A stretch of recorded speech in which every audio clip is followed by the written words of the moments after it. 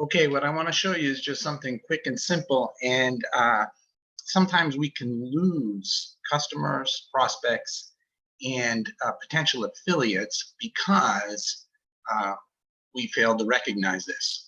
I'm going to use my Traffic Wave email generator to show you exactly what I'm talking about, but then I'm also going to show the same thing in Gmail and show you how you might be missing out on possible prospects, affiliates, and sales because of a mistake you make regarding hyperlinks. Okay, so let's look right now at my Traffic Wave program. Right here is a link in my Traffic Wave, and it is a link to my SFI program, and it's brings you in, and the link is Scam Buster. That's why it's SB at the end. And right there is my SFI ID. Okay. Now, you can see that this is not an active hyperlink. It is black. If it's an active hyperlink, it would be a light blue color. Now, if I send this email to a prospect, that hyperlink will turn light blue when he receives it automatically, because his mailing program, at least 90% of the mailing programs out there, will recognize it as a hyperlink and activate it. Now that's okay, and that works okay, but it doesn't always work correctly. Now, for example, if there was a special character inside this hyperlink, like a hyphen, it's very possible that many mailing programs, when they activate that hyperlink, may cut the hyphen and everything after it. So now you have a truncated, shortened hyperlink, and when clicked, it will not take you to where you intend to take your prospect. So the most important thing is that you monitor and physically activate your hyperlinks. Okay, so I'm going to activate this hyperlink here in this email, and you'll see exactly what I'm referring to. Okay, so I'm going to take the hyperlink, and I'm going to copy that hyperlink, Control C. Now I'm going to hit the link button. This is going to turn the text that I have highlighted into a link.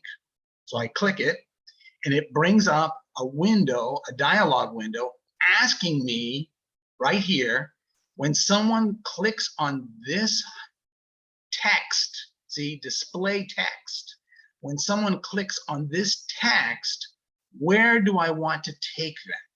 Well, where I want to take them is to the same thing. And you can see now it's going to go. Now, when we return, you're going to see that the hyperlink has been activated. So if we unselect, now it is a light blue, like I said, and it's been activated. But here is a very, very important piece of the puzzle. I look at this hyperlink and I say, oh, great, it's activated, it's ready to go. Oh, wait a minute, I made a mistake. Right here, that 5 is not my SFI ID. My SFI ID, that is a 6.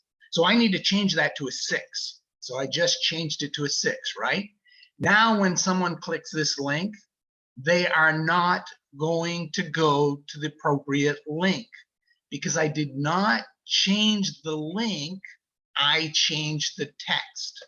So let's highlight it, and we'll open it up again, and I'll show you exactly what I mean.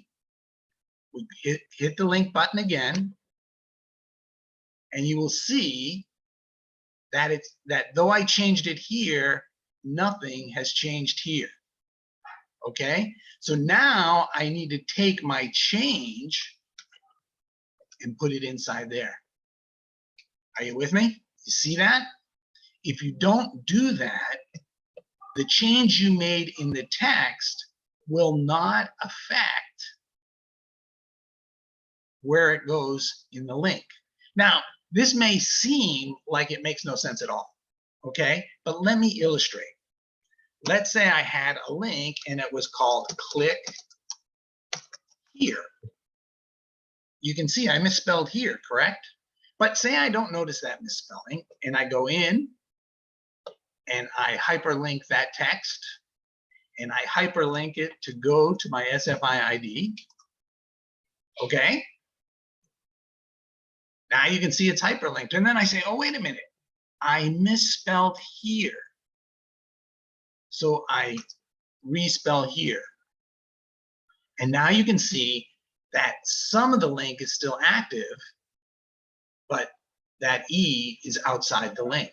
So I really should select the entire thing and click it again and restate the URL where it wants to go.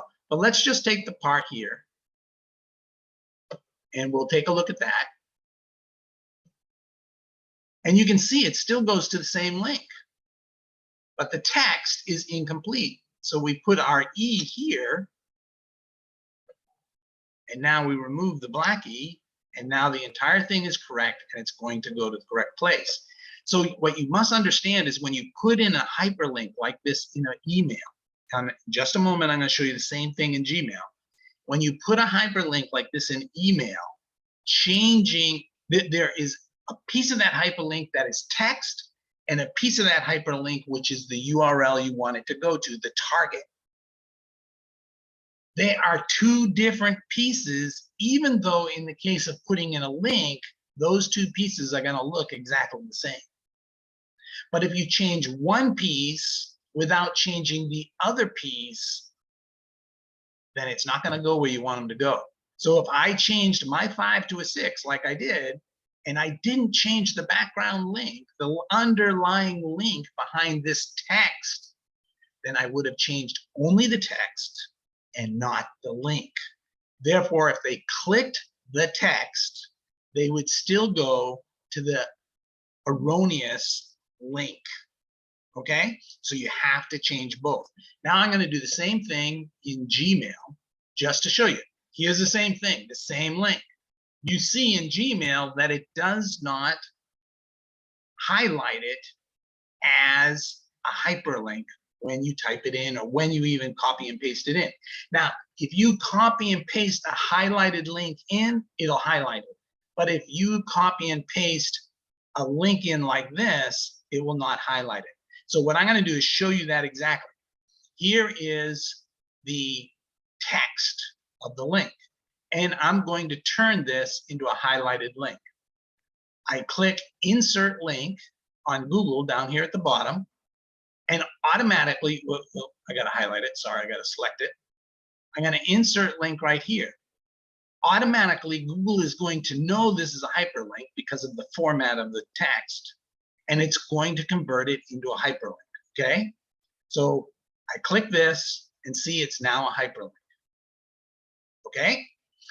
But again, I have a 5 instead of a 6, okay? So I'm going to change that 5 to a 6. And now I think I'm all done and I can go along my merry way and everything's going to be fine.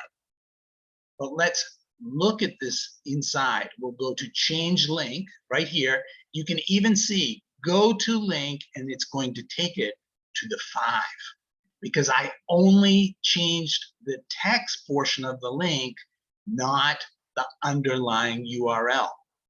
So when you make a change to a link in Gmail, you want to click change. And you can see here it is a 5 and there it is a 6. This is the text to display, and this is the underlying link. I must change the underlying link.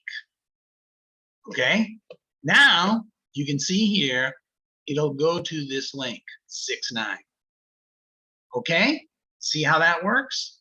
Now, again, email programs will recognize unhighlighted links and highlight them for you when they're received by a prospect, but they may or may not do it correctly.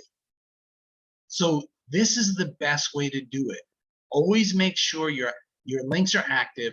Always make sure that you are changing both the link text and the link target, the URL where you want this link to go. Again, this makes perfect sense when I type, here is the link, okay? And I want to put a link underneath this. So I hit link here. I place my appropriate SFI gateway underneath it and hit OK. Now it's highlighted. It's going to go to this link. And if I want to change that link, I can click here. But then I see, oh, once again, I misspelled here. So I go back and I recorrect here. And you see the text is correct, but it hasn't affected the underlying link at all. And that makes perfect sense. Well, that's exactly what's happening above. There is a text portion of this, and there is the link portion of this. They just happen to both be the same. I change one without changing the other, and I can run into problems. So I hope that's helpful, and I hope that gets you more prospects, more sales, more affiliates joining through your links, and that you are able to combat this error, this problem. It's a very common problem. It's a very common mistake, and an awful lot of business is lost because of it. Have a good day.